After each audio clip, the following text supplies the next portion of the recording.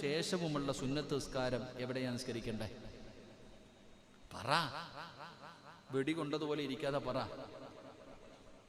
എന്റെ പ്രിയപ്പെട്ട സഹോദരങ്ങളെ, പള്ളിയിലെ ഖത്തീബായി ഞാൻ, എന്നെ സംബന്ധിച്ചിടത്തോളം ഈ പള്ളിയിൽ വന്ന് ഇഖാമത്ത് കൊടുക്കുമ്പോൾ ജമാഅത്തായി നിന്ന് ഞാൻ എന്ത് ചെയ്യണം? ഇമാമത്തായിട്ട് ഇവിടെ നിന്ന് ഫർള് നിസ്കരിച്ചു. എനിക്ക് സുന്നത്ത് നിസ്കരിക്കാനുള്ള സ്ഥലം ഏതാ? ആ കാണുന്ന റൂം. മഹാനായ നബി മുഹമ്മദ് മുസ്തഫ സല്ലല്ലാഹു അലൈഹി വസല്ലമ തങ്ങൾ അവിടെ നിന്ന് പറയുകയാണ്, പരസ്യമായി നമസ്കരിക്കണം, ജമാഅത്തായുള്ള നമസ്കാരം, സുന്നത്ത് നമസ്കാരം. അത് രഹസ്യമാണ്. അത് നിന്റെ റൂമിലിരുന്ന് നിന്റെ വീട്ടിൽ നിസ്കരിക്കേണ്ടതാണ്. അതിന് വലിയ പ്രതിഫലമാണ്. തഹജ്ജുദ് നിസ്കരിക്കുന്നത് പള്ളിയിൽ വന്നല്ല, സുബഹിക്ക് മുമ്പേ വന്ന് നീ പള്ളിക്കകത്ത് വന്ന് തഹജ്ജുദ് നിസ്കരിക്കുന്നത് വലിയ പ്രതിഫലം കിട്ടുന്ന കാര്യമാണ്.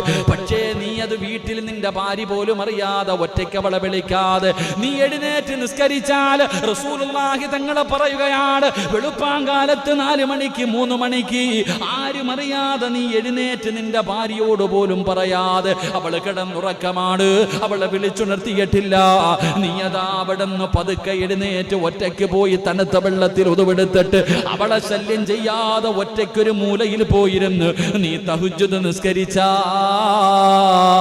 അല്ലാഹു മലക്കുകളെ വിളിക്കുകയാണ്. എന്നിട്ട് മലക്കുകളോട് പറയുന്നത് കണ്ടോ?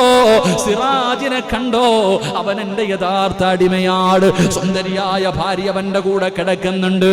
എന്റെ പ്രിയപ്പെട്ടവരെ, AC റൂമില് സുന്ദരിയായ ഭാര്യ ഒരു പുതപ്പിന്റെ കീഴില് ശരീരത്തോട് ചേർന്ന് കിടക്കുന്ന സമയത്ത് അവളെ വിളിച്ചുണർത്താതെ, അവളെ ശല്യം ചെയ്യാതെ, അവളെ മാറ്റിക്കിടത്തിയിട്ട് എഴുന്നേറ്റ് പോയി രഹസ്യമായി ചെയ്യുന്ന ഇബാദത്തുണ്ടല്ലോ, അങ്ങനെ നമസ്കരിക്കുന്നവനെ കുറിച്ച് അല്ലാഹു മലക്കുകളോട് പറയുകയാണ്, എന്റെ അടിമയെ കണ്ടോ?